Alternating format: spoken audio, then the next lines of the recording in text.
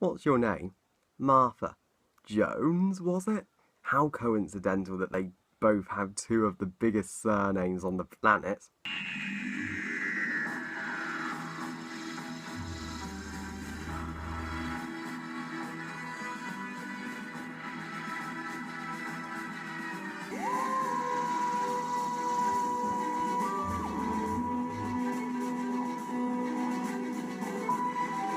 Doctor Who Series 3 Episode 1 Smith and Jones, written by Russell T Davies, and tells the story of Martha Jones, aspiring doctor from London who's having a lot of family trauma, whose life changes forever, and thus her first adventure with the Doctor begins when space rhinos, the Judoon, literally elevate the Royal Hope Hospital where she works up to the moon using a H2O scoop, and they will not put the hospital back or rest until they have found the wanted criminal, the Plasmavore, who may be turn out to be disguised as an innocent old lady. I mean, while Martha is considering spending the rest of her life with the mysterious John Smith, who of course is the Doctor and is still grieving over the loss of Rose. Now, Smith and Jones, let's just put on the party hats and celebrate this episode's 10th birthday.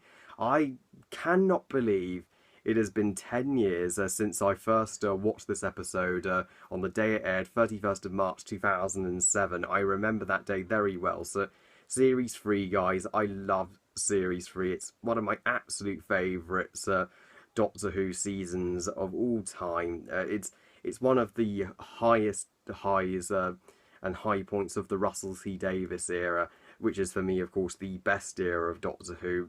Yeah, as much as I love Russell T Davies, I admit not all of his openers are, well, not all of his writing is absolutely perfect. I mean, no writer is perfect. I mean, I liked New Earth from Series 2, but I did think it could have been a little better. It was slightly underwhelming, but Smith and Jones, I've got to say, is much better than New Earth. This is kind of what New Earth should have been, and this was more like it. It has a much better, more interesting story, a much higher stakes, much more iconic villains, much more great character moments. This is how you open a series. I love Smith and Jones. 10 years later, it's still as fantastic as it was. For starters, the new companion, this is Martha's introduction, and Freema Agyeman as Martha Jones, Martha Jones is so underrated. She doesn't get the credit or praise she deserves. I mean, I know people went hard on her because she was the first companion to succeed Rose, and Rose was so beloved. You don't succeed her lightly, but Martha is easily a worthy successor.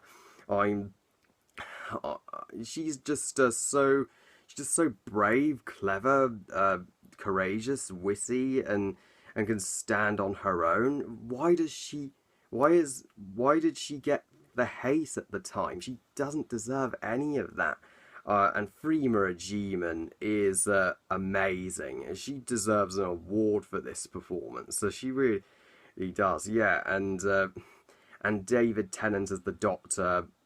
David Tennant, my friend, you are still by far my favourite Doctor. You have never, ever, ever disappointed.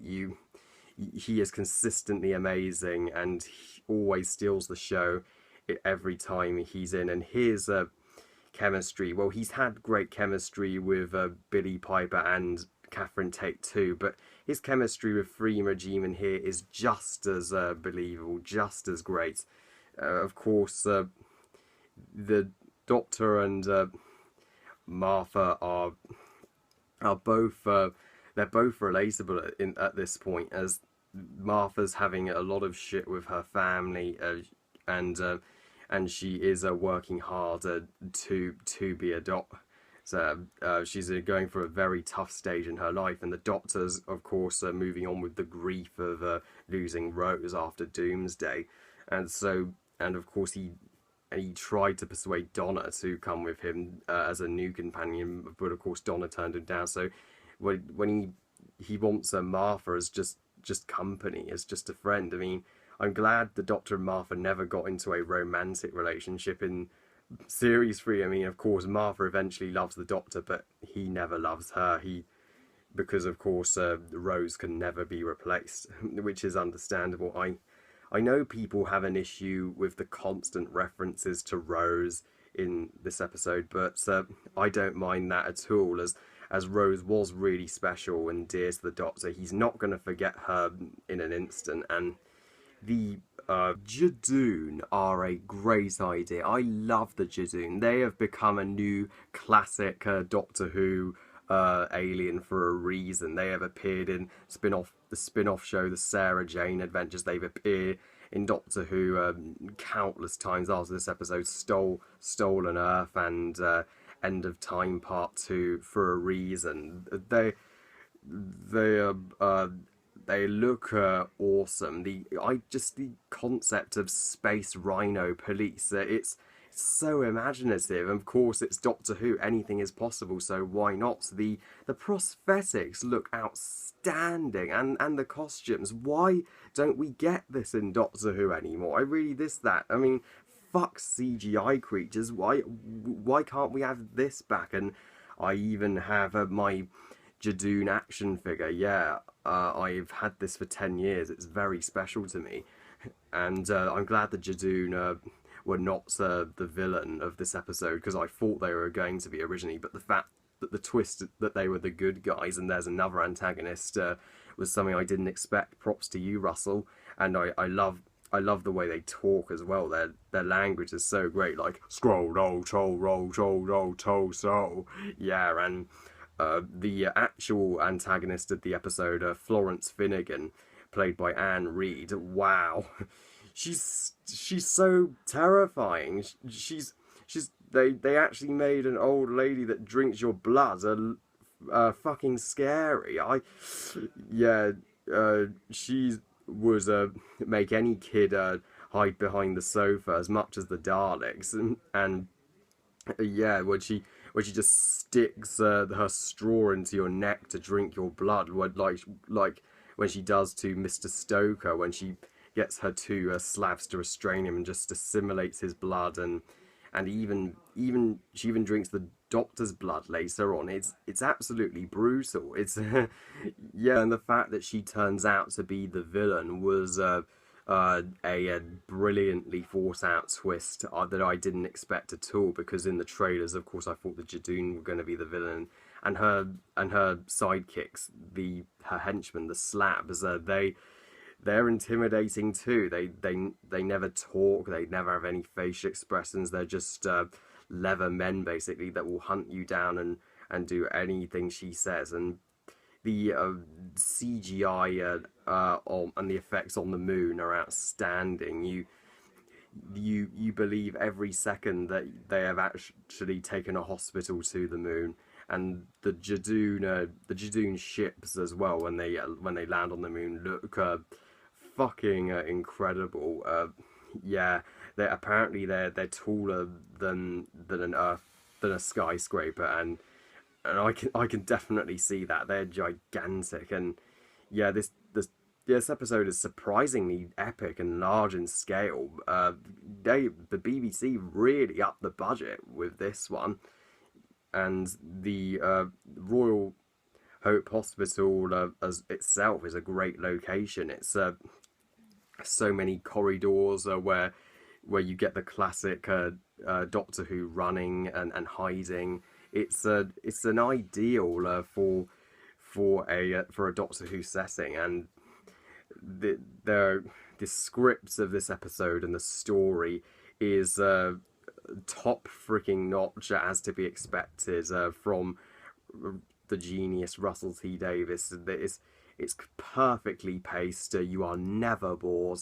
It's full of witty, funny lines, solid drama, excitement, twists you don't see coming, moments that make you go wow, moments that make you gasp, and they're great one-liners where the Doctor's like, you got a little shop. I like a little shop, and the stakes are surprisingly really high in this episode. Like the Doctor literally has to give his life so that the Judoon will find that the Florence Finnegan, the Plasmavore, is non-human. That is ballsy, thinking that they literally killed off the Doctor for a second. I couldn't believe that, so I was so fucking relieved when Martha revived him towards the end, and the fact that the force field wouldn't keep the air in and keep the patients in the hospital alive for long, and the air was running out, really added to the tension and raised the stakes even more. And it was a race against time for the Doctor to shut down the magnetic pulse, which the Plasmor shut out, that would have literally destroyed everybody in the hospital and even half of the Earth. My only little nitpicks with the episode, I have to say, are that Martha's family. I like Martha's family. I really like her mum and her sister Tish, but her dad and her brother literally do little to nothing throughout Series 3. They get so little to do and so little development. I mean, they're not Martha's family are probably overall the weakest family of the companions of the Russell T Davies era. I mean, I preferred Rose's family. I preferred Jackie and Mickey and Peace. I even preferred Donna's family. I much preferred Wilfred and Sylvia. I mean, we know that Martha's parents are divorced.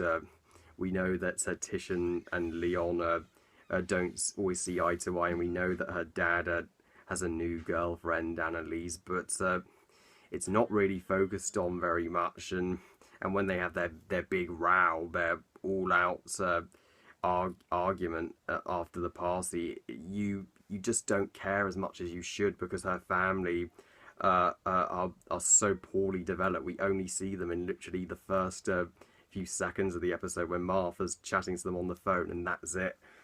And I've always wondered, how did Martha not figure out that the Doctor was non-human sooner? I mean, he knew that what the aliens were. He knew they were Judoon. He knew how the Royal Hope Hospital got to the moon, and he was not talking like just any guy from Earth. So how did she not figure that out sooner? How did she not figure it out until the Judoon scanned him, saying non-human? But that's a little nitpick. That's barely a flaw at all.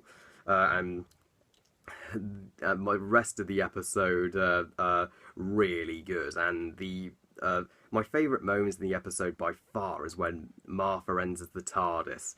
It's such a perfect natural reaction that you would get from a companion walking into the TARDIS for the first time, where she's like, it's bigger on the inside. And it's so funny that the Doctor actually says, oh really, I haven't noticed. All that time he's had the TARDIS, only now has he noticed. Yeah.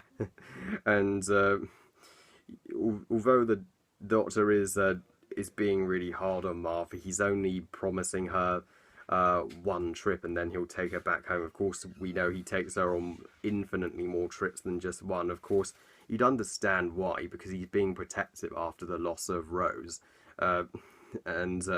So yeah, the ending ends on a perfect note, and you are hyped as hell for the rest of Series 3. Smith and Jones is a fantastic, thoroughly enjoyable Series 3 opener. I'm so happy to be reviewing it for its 10th anniversary, and it brilliantly set the standard for one of Doctor Who's greatest seasons. I give Smith and Jones 4.5 stars out of 5. So yeah, an almost perfect Series 3 opener. Great job, Russell. Great job. Well, I love you guys. Thank you for watching. I hope you guys enjoyed this review. And what do you think of Smith and Jones? Please comment and let me know. Please like this video and subscribe. I love making new subscribers, meeting new people, making new friends, and talking to you guys about movies. Really appreciate that. Please follow me on Twitter and on Google+, and give this video a thumbs up if you enjoyed it. And I'll see you next time when I continue my Doctor Who Series 3 review, when I review the Shakespeare Code. I'll see you then. Bye.